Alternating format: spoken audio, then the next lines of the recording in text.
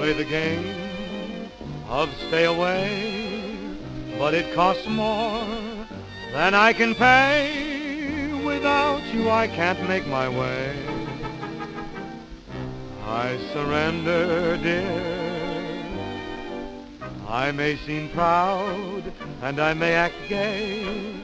That's just a pose.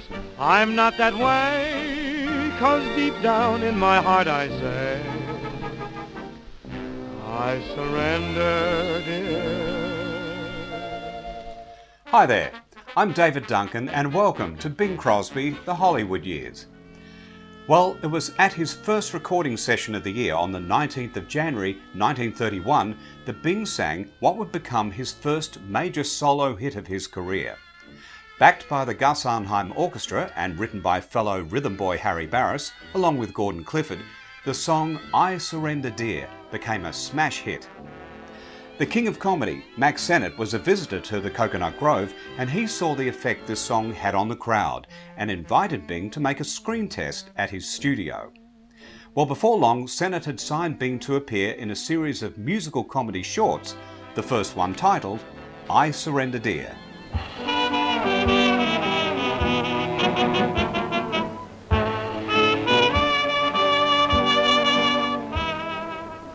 We play the game of stay away, but it costs more than I can pay.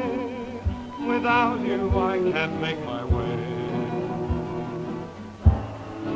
I surrender, dear. Filmed over a couple of days in early June of 1931, I Surrender Dear was really just a series of comic situations that ultimately led to Bing singing a few songs. 'Cause deep down in my heart I say, I surrender, dear. Here comes Bing. Pardon me, aren't you Mr. Crosby? Why, yes, miss, but you're not the girl. Initially, Mack Sennett was unsure of Bing's comedic abilities, so hired the comedian Arthur Stone to carry most of the load. But he was pleasantly surprised at Bing's natural ease in improvising dialogue and hamming it up. Oh, I beg your pardon. You look just like someone I know. Who is this fellow? I don't know. This lady's my wife. Well, good night. I thought she was a friend of mine. Well, I've never even seen him before. Just a masher, huh? Oh, no, really, sir. I've never made that mistake before. What difference does that make? Chauncey, control yourself. Chauncey? Not Chauncey Alcott, the sweet singer of those beautiful Irish ballads. Sure, a little bit of heaven fell from out the sky one day. The plot, if you can call it that, has Bing mistaking a girl for his sister, which gets him into trouble. I beg your pardon? Oh, well, I beg yours. I thought you were my sister. Oh, really? Yes, you see, you're just her size, and you're just as beautiful. Your sister? Yes, I got a wire from her, said she'd be in on the Limited Tuesday. Your brother? He thought he was. He thought he was. Well, I'm glad I'm not. What? Your music teacher? He then tries to find the girl again in hopes of romancing her, but this in turn leads to even more trouble and more songs, of course. What a hubbub. Amscray? Hi-ho.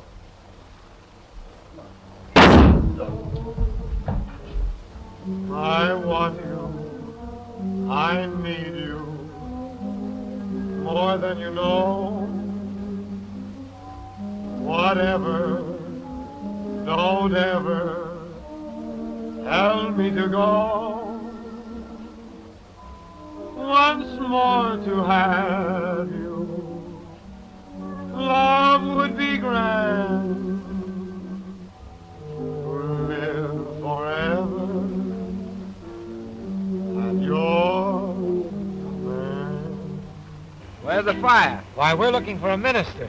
What's your name? Bing Crosby. All things come to a happy conclusion as Bing heads off with the girl while singing the title number. Sound your A. I may seem proud, I may act gay, that's just a pose. Oh, I'm not that way, 'cause deep down in my heart I say, I surrender, dear. We play the game, I'll stay away, but it costs more than I can pay.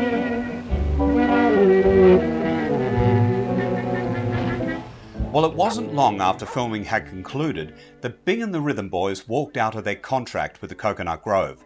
They stated that they'd completed their one-year agreement, but the manager, Abe Frank, got the musicians union on board and slapped the boys with a ban, meaning that they couldn't perform with musicians until things were sorted out.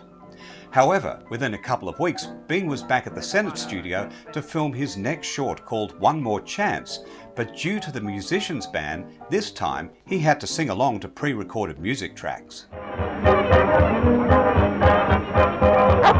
Tessie, you're letting your enthusiasm just run away with you. Now, you better let me take care of this or you'll have a seizure. Well, it would take 8 acts of vaudeville to get a tumble out of this mob. Maybe so, but I don't see any acrobats handy, so I'll have to open the show. Professor? It's Monday morn. You're feeling blue. A great big wash awaiting you. I'll put a magic in your home. A magic in your home. And you'll surrender, dear.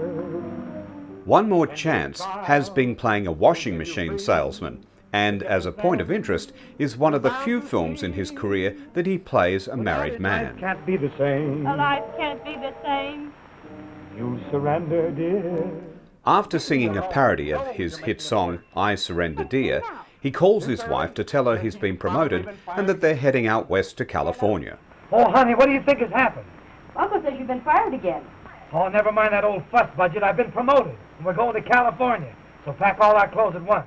Now this leads to a series of funny slapstick scenes that are very much in the Senate style. Oh, horse feathers. Boy, I could never stand 2 of those. Look out, Big! Hey, take it easy around these curves, will ya? Lean back. Where's the curve? Look out.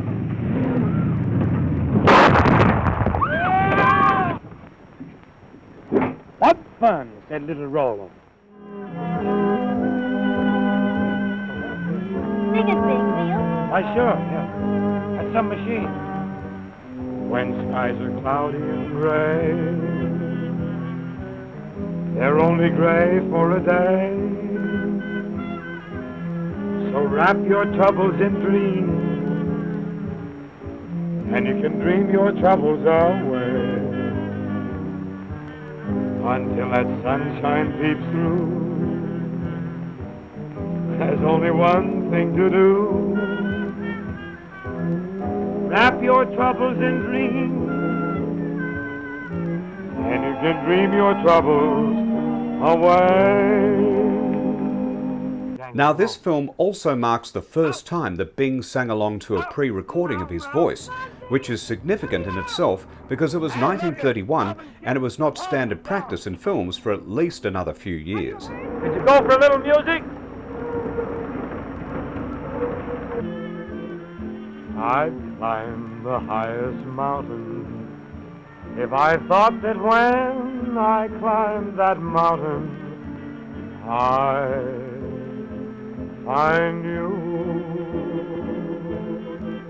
I'd pray to get to heaven if I thought that when I got to heaven I'd find you. What are you so happy about? Happy? I'm not. I'm saddest when I sing. Yeah, so are the rest of it. All the action leads to a nightclub scene where Bing tries to make up with his wife by crooning what I feel is his best ever version of his hit song, Just One More Chance.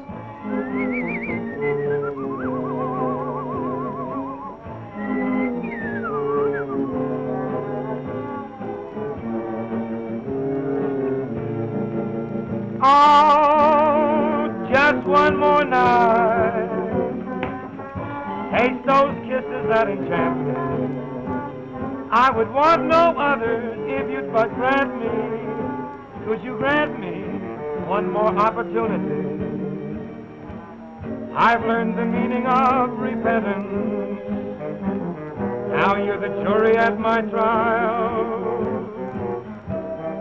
Figure I ought to serve some sentence, but I'm hoping all the while you'll give me just one more word.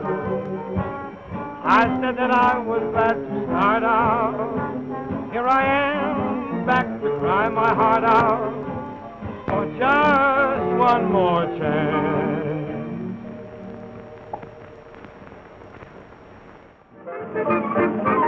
Well, it was only a couple of weeks later that he was back in front of the cameras for Dream House. Land takes my sugar to tea. All the boys are careful of me. I never take away the gang goes when it takes my sugar to tea.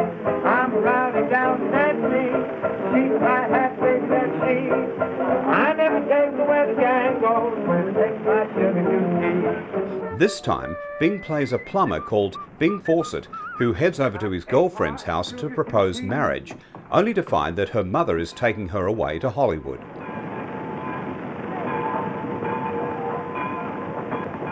Sweetheart!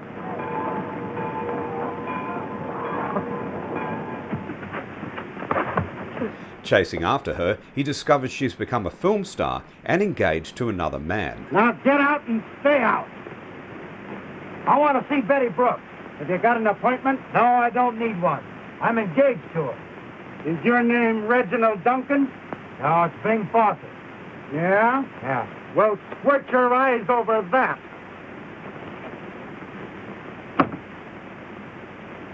Sweetheart? Hot kisses? Beside a shady nook, a moment's bliss we took to talk of love. Beneath the stars above I held your hand, and then I whispered, dear, I love you, I love you. Or was it just a dream, an idle scheme of mine to fool my heart? Ow!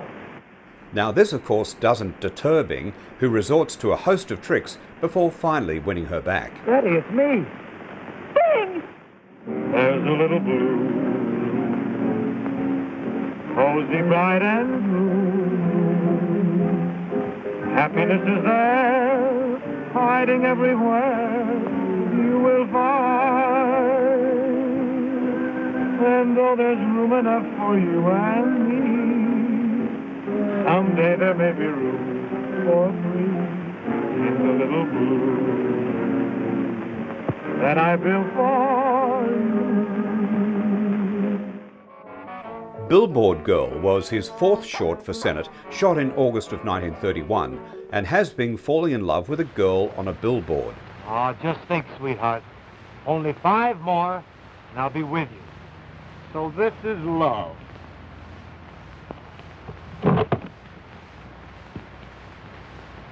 He then tracks her down and professes his love. He tries to organise a meeting, but as a joke, the girl's brother dresses up in drag to thwart Bing's advances. Oh, is that chilling?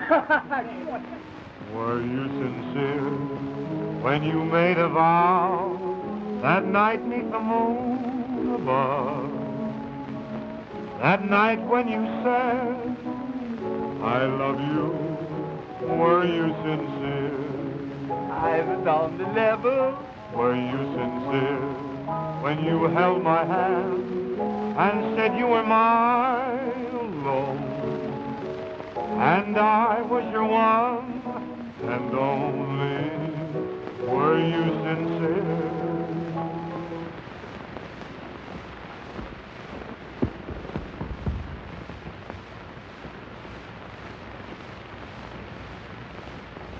Mary, darling, why did you run away? I love you. All over the highway and over the street, carpet of clover, I lay at your feet. Oh, there's nothing in this world I wouldn't do for you, for you. Well, Bing received good reviews for his first 4 shorts, with Photoplay saying, "The Senate shorts not only get over the Crosby voice, but the Crosby personality, which seems to be quite something." The Motion Picture Herald said that he was personable and can act sufficiently to put over his songs and has a really beautiful voice. Variety agreed. They said Crosby displays capital comedy sense and plays with assurance and certainty. Well, it would be a whole year before Bing would be back at the Senate studio to film his final 2 shorts under the contract. By this time, June of 1932, he was already a national radio star and had been signed by Paramount Pictures to star in their upcoming feature, The Big Broadcast. Sing Bing Sing was the title of his 5th short for Senate and followed the same winning formula of slapstick and songs. We'll be so happy there, where romance fills the air. We'll be a loving pair as the years roll by. When your golden hair has turned to gray, I'll be loving you the same old way. You'll be mine forever and a day in my hideaway. Oh, sweetheart, at last we fooled your dad. Oh, no, you haven't. Mr. Lake. Yes, Mr. Lake. I heard your message over the radio. Thought I'd be listening to Amos and Andy, didn't you? You can't steal my promised bride. I've a good notion to knock your block off. Oh, yeah? Lovable, lovable, how I'd love to be your one and only. Can't you care a little bit for lonely me? Say you're lovable, lovable. I'm so happy just to be around you, and I'm mighty lucky that I found you free. Oh, we gotta get out of here fast. Oh, hurry. There. Marvelous, made for me. There he is behind that bush. I'll stop that canary with some of this bird shot. I got him. There'll be a no elopement now. You killed him. Well, it's always open season for crooners. Ah, come on.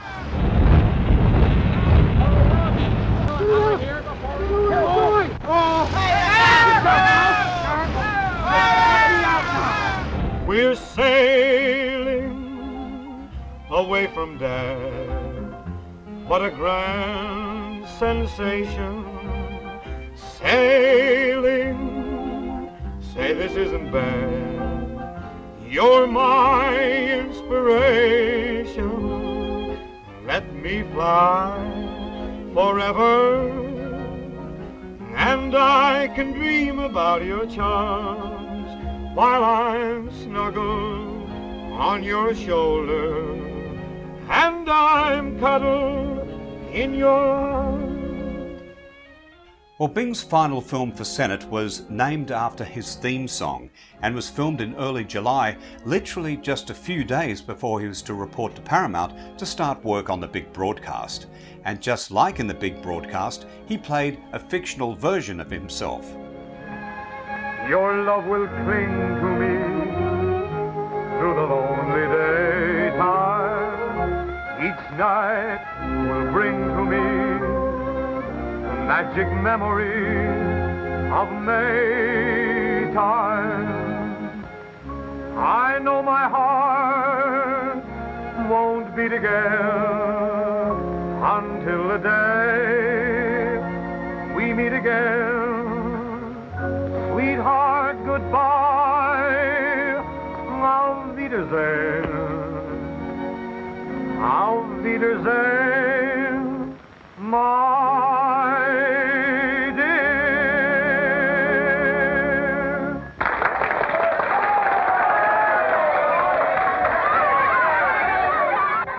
The story has him meeting a girl on a train who claims to be engaged to the radio singer Bing Crosby.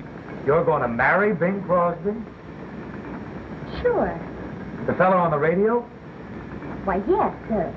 Are there any others? Not that I know of. Now, Bing hides his identity and goes along with the joke, even pretending to turn on a radio so the girl can hear Bing sing. Ladies and gentlemen, you will next hear Bing Crosby singing Every Time My Heart Beats. Every time my heart beats.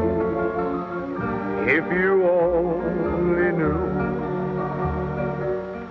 every time my heart beats, it beats with love for you.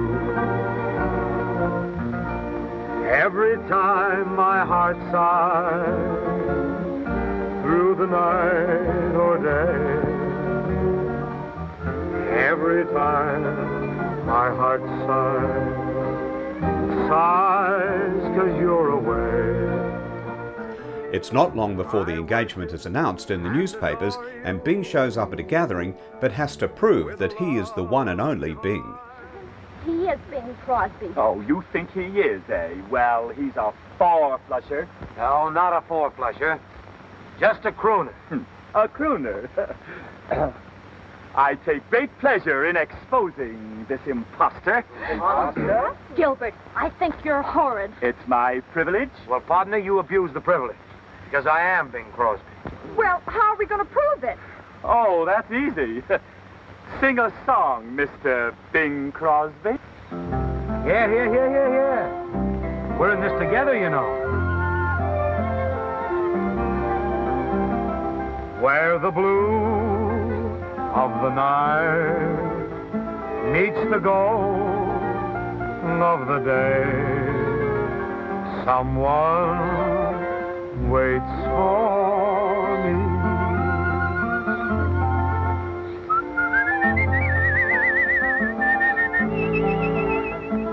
How am I doing? Great. That's him, all right.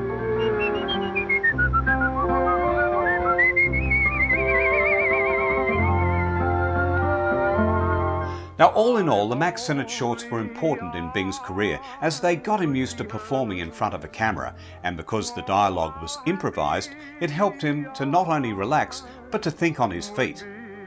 They were also the last important films that Max Sennett would make, and it helped him to secure a partnership deal with Paramount Pictures. Well, unfortunately though for Sennett, that partnership would last only a year before he was forced into bankruptcy in November of 1933. For Bing, however, his partnership with Paramount was just beginning, and it all started with the big broadcast. I want you to fire Bing Crosby.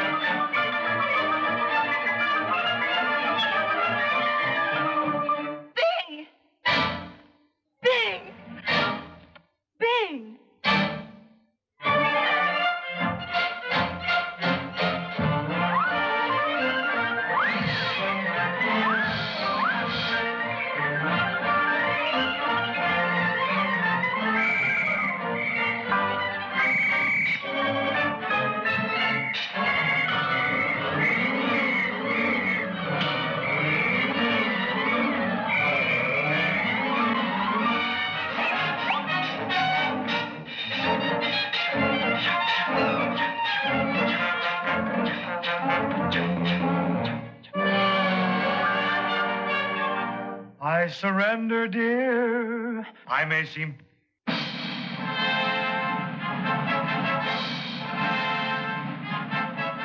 Produced in 1932, when radio was the most popular form of entertainment in the United States, Paramount Pictures bought the rights to a play called Wild Waves and adapted it as an opportunity to show on the silver screen the most popular radio stars of the day that included Kate Smith, the Boswell sisters, Cab Calloway and his orchestra, Arthur Tracy, who was known as the street singer, the Mills Brothers, and the comic team of George Burns and Gracie Allen. Now, Bing Crosby wasn't the first choice to play the main star, as it had only been a matter of months since Bing had made his big break on radio. Rudy Valley, who was also a popular crooner on radio at the time, was the front runner at the start, but lost out to Crosby by a very small margin when the decision was finally made.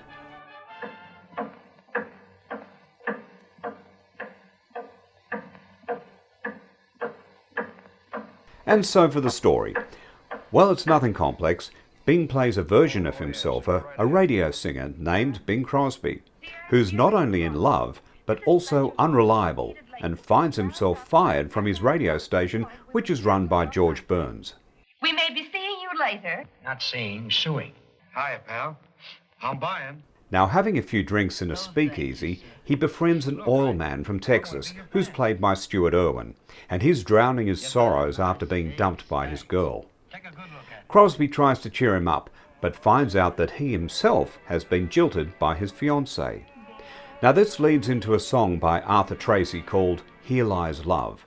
Now an interesting point is that Arthur Tracy couldn't make it out to Hollywood to film his scene, so his segment was filmed at the Paramount Astoria Studios at Long Island, New York. But looking at the finished scene, you'd never know that Crosby and Tracy were on the opposite sides of the country. Well, that's movie magic for you.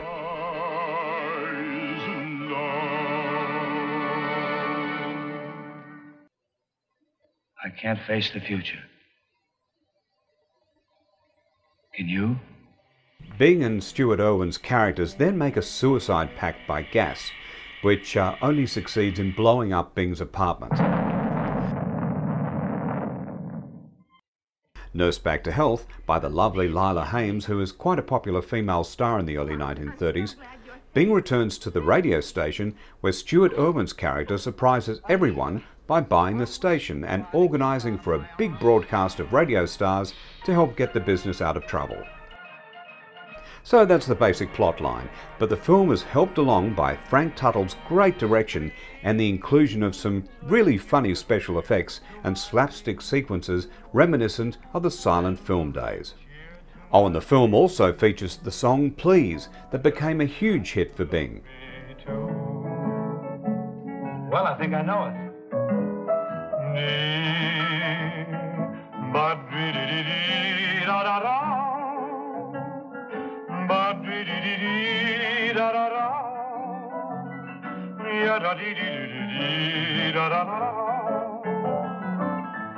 Your eyes reveal that you have the soul of an angel white as snow.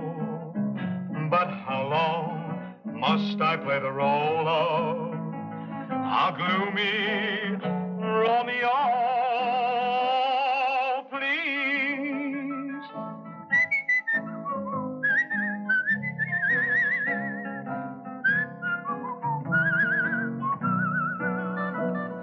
Tell me that you love me too. Boom, biddy, biddy, diddy.